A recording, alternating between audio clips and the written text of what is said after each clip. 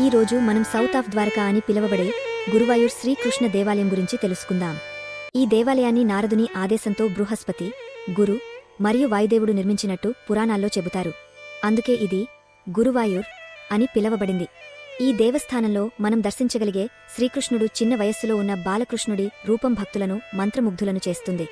ఈ దేవాలయం చాలా ప్రాచీనమైనది. చాలామంది విశ్వసించేవారు ఇది ద్వాపరయుగానికి చెందినదని. పురాణ కథనాల ప్రకారం ద్వారక నశించిన తర్వాత శ్రీకృష్ణుడి విగ్రహాన్ని గురువు మరియు వాయువు ఈ ప్రాంతానికి తీసుకువచ్చి ప్రతిష్ఠించారు అని కథనాలు ఉన్నాయి. ఈ దేవాలయంలో రోజూ పూజా కార్యక్రమాలు జరుగుతుంటాయి. గురువాయూరప్పన్ అన్నదానం ప్రసిద్ధి చెందినది. గజపూజ. ఆలయంలో ఏనుగులకు ప్రత్యేకమైన గౌరవముంటుంది. 60 ఏనుగులకు పైగా ఆలయానికి చెందినవి. శ్రీకృష్ణ జన్మాష్టమి ఆలయపు ప్రధాన వేడుక. గురుపేయూర్ ఉత్సవం 10 రోజులపాటు జరిగే వైభవోత్సవం. చెరుపుని ఊరేగింపు. ఆలయ ఏనుగులతో శోభాయాత్ర. గుడి సందర్శనానికి కొన్ని నియమాలు ఉన్నాయి. పురుషులు ధోతిలను ధరించాలి. ముసలివారు సాంప్రదాయ వస్త్రధారణలో ఉండాలి. ఫోటోలు తీసుకోవడం నిషిద్ధం. గురువాయూర్ కేరళ రాష్ట్రంలోని త్రిశూరుకు 25 కిలోమీటర్లు దూరంలో ఉంది. రైలు, రోడ్డు మార్గాలు సులభంగా అందుబాటులో ఉన్నాయి.